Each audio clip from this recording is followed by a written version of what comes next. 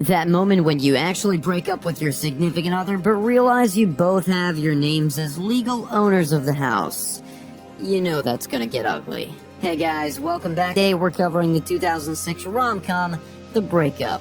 Before we start, be sure to drop a like, leave a comment, and of course subscribe to Flicks Recap if you dig the breakdown.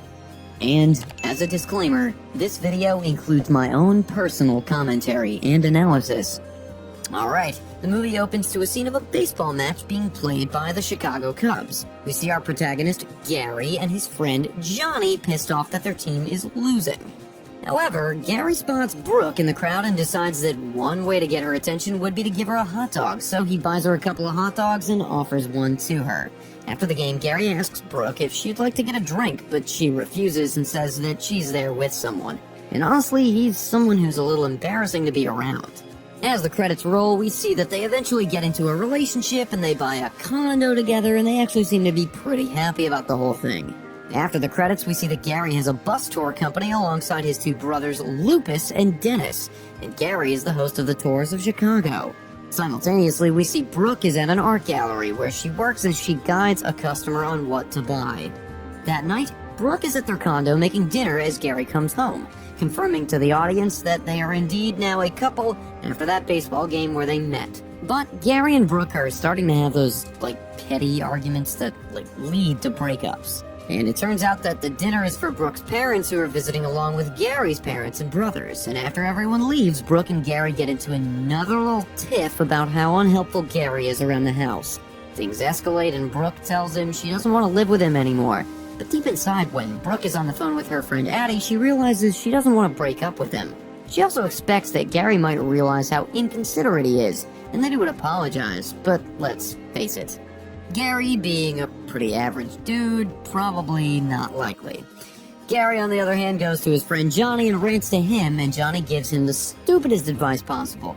He asks Gary to check Brooke's email to see if she's cheating on him.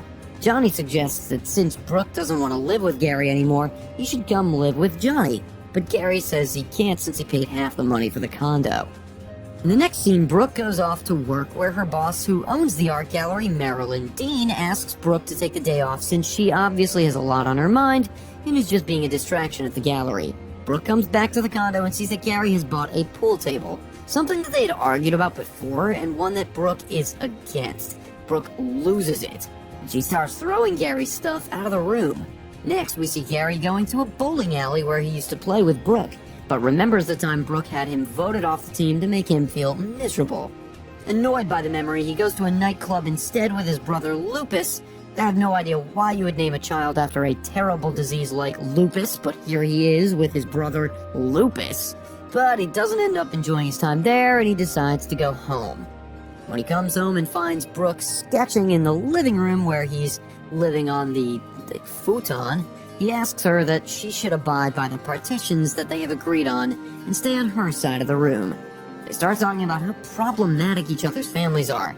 At this point, Gary is just expecting that Brooke may move out and is pulling out every trick he can to get her to do so. The next day, Brooke has her entire family over and has her brother's singing troupe over as well, who Gary absolutely despises. Gary asks them to leave, but Brooke's brother Richard says that they're in Brooke's room and he has no jurisdiction over that. Brooke comes and sees the condition he's in, and that amuses her, and she says she's just doing what he told her to do, and that's to do whatever she wants in her room. Later that night, Gary has a game night, and eventually Gary and Brooke erupt into yet another argument in front of everyone, arguing about who should get the house. Gary's friend Riggleman then starts to mediate between the two, since he's also their realtor. Both plead their cases as to why they should get the house, but Riggleman hushes them both and says the best option would be to just sell the condo, and Gary ends up giving the keys out to him. Alright, if you've made it this far, you're kicking back and enjoying the video. Now would be a great time to subscribe to Flicks Recap. Subscribing is absolutely free, and it helps me bring you even more dope content.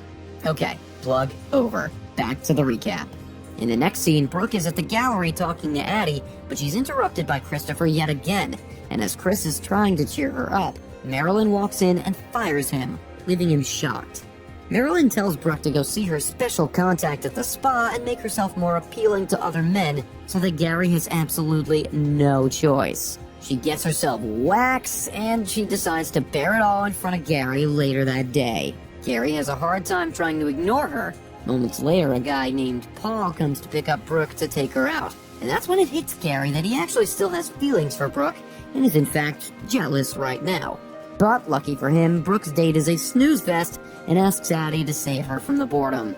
Brooke then tells Addie that they really need to find someone who can make Gary jealous, and thus begins the hunt. The next day, while Gary's working, he talks to Lupus about what happened the night before and starts to come off as being jealous, which he is.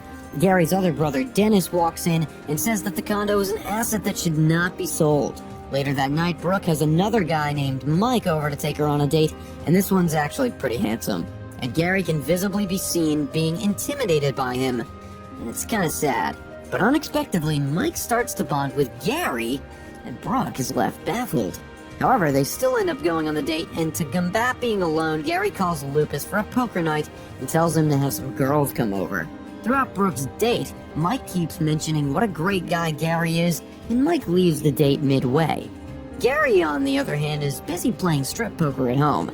Later, Brooke comes home to find everyone with barely any clothes on and dancing, and she glances at Gary with the most disappointed look she could possibly have. And for a moment, it feels like Gary is guilty, and it seems like a pretty heartbreaking moment. The next day, Brooke wakes up to Riggleman's call, who tells her he has great news. Brooke goes to see Gary, who's passed out, and leaves him a note saying condo sold out in 2 weeks. At the gallery, a customer asks Brooke out, but she refuses, saying she has a boyfriend. Brooke and Side by Side realize how she isn't really happy with the whole situation. She goes home and talks to Gary, and she asks him out to an old 97 show. Before they move out after 2 weeks as a kind of saving grace. Brooke reaches the venue and she waits for Gary. However, as she's waiting, Gary doesn't show up, and that breaks her heart, and she leaves. Later that night, Gary goes to talk to Brooke, who's in her room crying and upset. Gary says he'll pay for the ticket, but Brooke tells him to leave her alone, and Gary insists that they end up talking about things that were problematic in their relationship. Gary mentions how she's been bringing men to the condo for dates. He assumes she didn't want him anymore. Gary then goes to talk to Johnny and talks it out with him. Johnny, for the first time, knocks some sense into Gary. The next day, Brooke goes to the gallery to tell Marilyn that she's quitting. Marilyn gives her a blank check to get her to stay, but Brooke tells her that it's not that, actually. Marilyn asks her to go meet someone named Alberto at a place called Padre Negro in Rome. Then she says that Brooke will definitely come back to her job.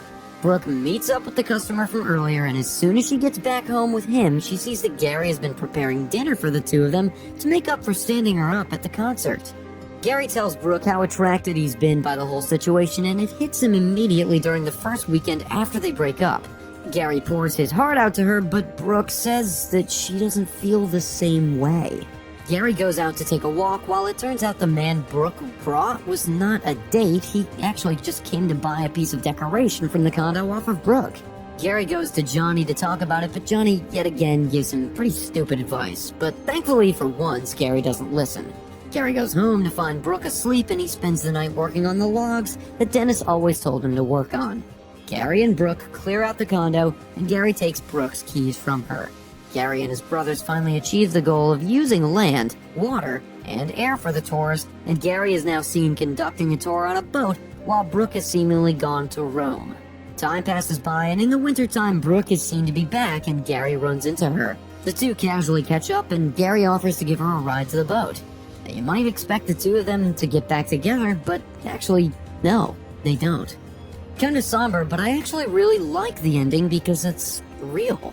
To me, anyway. But what did y'all think? Let me know in the comments below. And of course, be sure to like the video and subscribe to the channel so you don't miss the next recap. Until next time.